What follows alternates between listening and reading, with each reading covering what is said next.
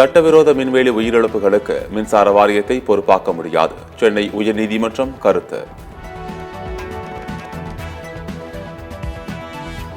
நான் இந்தியன், தமிழை தாய்மொழியாக கொண்டவன் என்பதுதான் நம் அடையாளம். நியூசிலாந்து தமிழ்ச் சங்கத்தில் தமிழக சட்டப்பேரவை சபாநாயகர் அப்பாவு பேச்சு.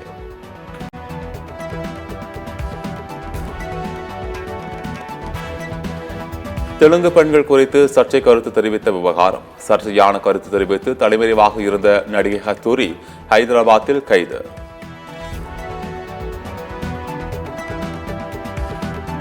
குற்றால அருவிகளில் திடீர் காட்டாற்று வெள்ளம், சுற்றுலா பயணிகள் குளிக்க தடை.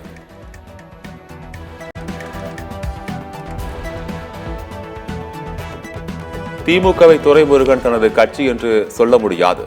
திமுக என்பது கருணாநிதி குடும்பத்து கட்சி. அதிமுக முன்னாள் அமைச்சர் KP முனுசாமி விமர்சனம்.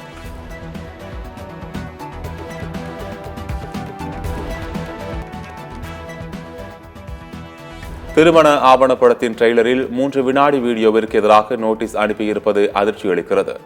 நடிகர் தனுஷை சரமாரியாக வசைபாடி இன்ஸ்டாவில் பதிவிட்ட நயன்தாரா. இன்ஸ்டாகிராமில் பகிர்ந்த தனுஷின் வீடியோவை நீக்கிய விக்னேஷ் சிவன். தனுஷ் வாழவிடு என பேசிய வீடியோவை பகிர்ந்திருந்த நிலையில் திடீரென நீக்கினார். நயன்தாரா தனுஷ் விவகாரத்தில் திடீரென மனம் மாறிய ஐஸ்வர்யா ராஜேஷ் தனுஷுக்கு கண்டனம் தெரிவித்த நயன்தாராவின் பதிவுக்கு லைக் செய்துவிட்டு பின்னர் நீக்கினார்.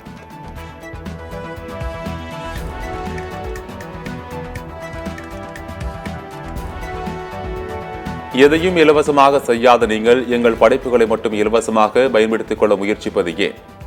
LIC பட தலைப்பு விவகாரத்தை சுட்டிக்காட்டி விக்னேஷ் சிவன் நயன்தாரா தம்பதிக்கு தயாரிப்பாளர் SS குமரன் சரமாரி கேள்வி. புதுச்சேரியில் பள்ளி மாணவர்களை தொடர்ந்து கல்லூரி மாணவர்களுக்கும் இலவச சிறப்பு பேருந்துகள் இயக்கப்படும். புதுச்சேரி அரசு அறிவிப்பு.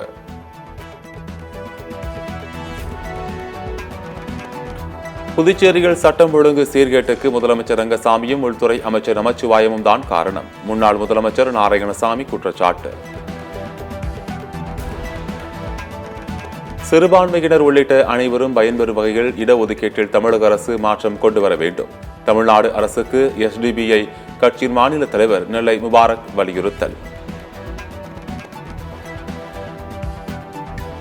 மணிப்பூரில் கடத்தப்பட்ட 6 பேரும் கொலை செய்யப்பட்டதன் எதிரொலி. மாநிலத்தில் மீண்டும் பதற்றம். அமைச்சர்களின் வீடுகள் மீது தாக்குதல்.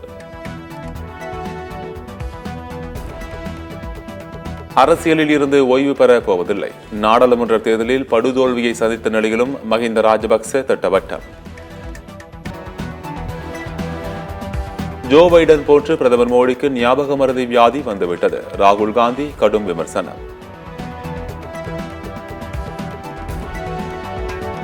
சாதிவாரி கணக்கெடுப்பு நடத்துவதற்கு பிரதமர் அச்சப்படுகிறார். மகாராஷ்டிரா தேர்தல் பிரச்சாரத்தில் பிரியங்கா காந்தி கடும் தாக்கு.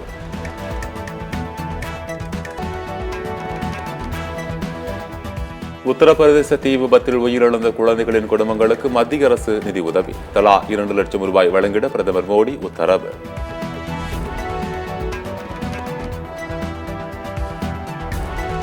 சிரோமணி அகாலி தளம் கட்சியின் தலைவர் பதவியில் இருந்து சுக்பீர் சிங் பாதல் விலகல்.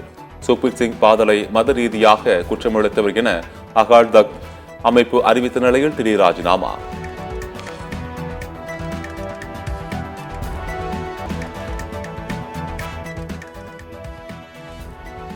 இந்திய கிரிக்கெட் வீரர் சுப்மன் கில் காயம். இந்தியா ஆஸ்திரேலியா அணிகளுக்கு இடையிலான முதல் டெஸ்ட் போட்டியில் இடம்பெறுவது சந்தேகம்.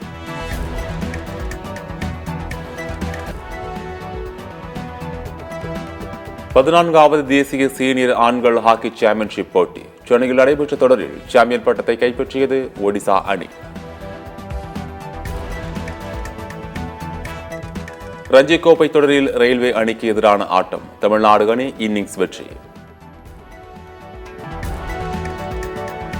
பாகிஸ்தானுக்கு எதிரான 2வது T20 கிரிக்கெட் கடைசி ஓவரில் ஆஸ்திரேலியா த்ரில் வெற்றி.